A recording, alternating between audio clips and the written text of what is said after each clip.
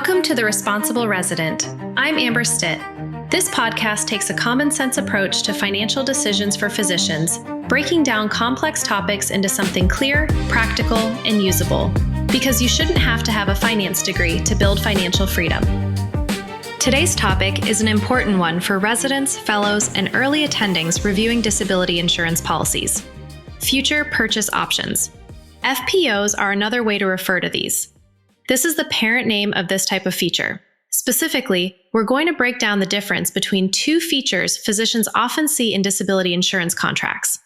The future increase option, often called an FIO rider, and the benefit increase rider, sometimes called a BIR. Both features allow physicians to increase their coverage later without going through medical underwriting again, but they work differently, and understanding those differences can help you design a policy that grows with your career. Why future increase options exist was highlighted via the story in episode 3 about our surgeon client named Claire. Since physicians often purchase their first disability insurance policy during residency or early in their career, income may still be relatively modest compared to what it will be later. But over time, physician income tends to grow as you complete training, transition into attending roles, build production or partnership income, or grow your practice. Future purchase features exist so physicians can increase disability coverage as income grows without needing to requalify medically. That means if your health changes later in your career, you can still increase your coverage. What is a future increase option, FIO? A future increase option rider allows a physician to purchase additional disability insurance in the future with financial documentation only. These options to increase are available one time a year around the policy anniversary. If there is a gap in coverage, you can prove the income change and then fill that gap. That means no new medical exam, no new labs, and no medical underwriting review. So if income has increased enough to justify more coverage, you may be able to increase the monthly benefit. How the FIO rider works. The future increase option typically allows physicians to increase their coverage over time, up to a predetermined maximum allowed by income rules. Some common characteristics include the ability to purchase up to several multiples of the original base benefit over time. Requests are typically made on policy anniversary dates. Increases are usually limited to one request per year, but there are some exceptions. Financial documentation is required to confirm the increased income. Certain career events may also trigger opportunities to increase coverage earlier, such as a substantial increase in income, graduating from residency or fellowship, or losing employer group disability coverage. The key benefit of the FIO rider is protecting your future insurability, meaning your health does not need to be reevaluated when increasing coverage later. I'd like to take a second to tell you about a free medical professionals blueprint that I created with you in mind. At some point in your career, you realize it's not just about making more money. It's about making decisions that actually support your life. That's exactly why I created the Pathways Perspective for Physicians. It's a simple, non-technical framework to help you think through your career, your money, your risk, and how everything connects as your life evolves. You shouldn't have to have a finance degree to build financial freedom. You don't need to have everything figured out. You just need a place to start. You can download the free Medical Professionals Blueprint at stittstrategies.com/blueprint. What is a benefit increase rider, BIR? The benefit increase rider works toward the same goal, increasing coverage as income grows, but it is structured a bit differently. This rider allows physicians to increase coverage every 3 years, depending on the structure of the contract.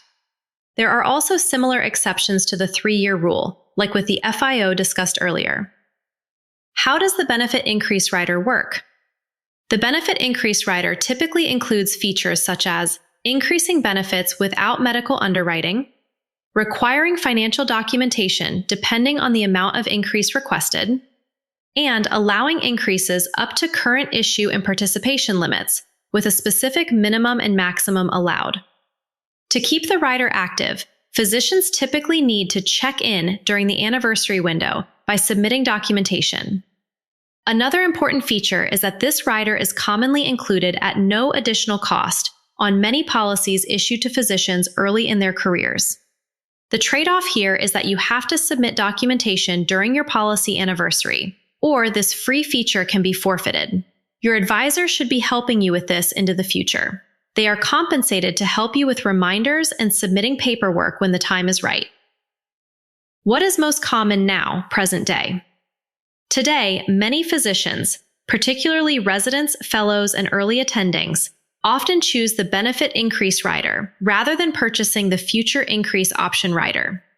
One reason is that the benefit increase rider is frequently included automatically on policies at no additional cost. Another factor relates to employer disability insurance. As we discussed in earlier episodes, many physicians working for hospitals or health systems receive disability insurance through their employer. That employer coverage can sometimes limit how much private disability insurance you are allowed to purchase, especially early in your career. Because of these participation limits, many physicians may not yet qualify for large increases in private coverage. For that reason, the free increase features built into many policies are often sufficient during the early years of practice. How do you decide between the FIO or the BIR for yourself personally? Both the future increase option and the benefit increase rider exist to solve the same problem. Your income will likely grow throughout your career. These riders allow your disability insurance coverage to grow with it, while protecting your ability to increase benefits without medical underwriting. The right structure often depends on factors such as career stage, current income, employer disability coverage, and long-term financial planning strategy. If you do not foresee income changing that rapidly as an attending, and if you are not production-based, the benefit increase rider could be a great fit for you. High production specialties and those that are in private practice settings may consider an FIO instead. Our team is always happy to help review which is the best for you. To wrap up this episode, future purchase options are one of the most important planning tools in disability insurance for physicians. Because your career and income are likely to change significantly over time, building flexibility into your coverage early can help protect your financial future. Understanding how these riders work allows physicians to design coverage that can evolve as their careers develop. In the next episode of The Responsible Resident, we'll cover another decision physicians often face when purchasing disability insurance. Should you buy a fixed premium or a graded premium? We'll break down how each pricing structure works and how physicians think about these options early in their careers. Stay tuned for more information-packed episodes to help you make the right decisions for your life and your financial future. Thanks for listening, and please be sure to give us a follow so you'll be notified when we release more educational content like today's podcast. If this episode helped you think a little more clearly about your next step, that's the goal. You don't need to have everything figured out, but you do need to take ownership and take a meaningful step forward today. Thanks for listening to The Responsible Resident.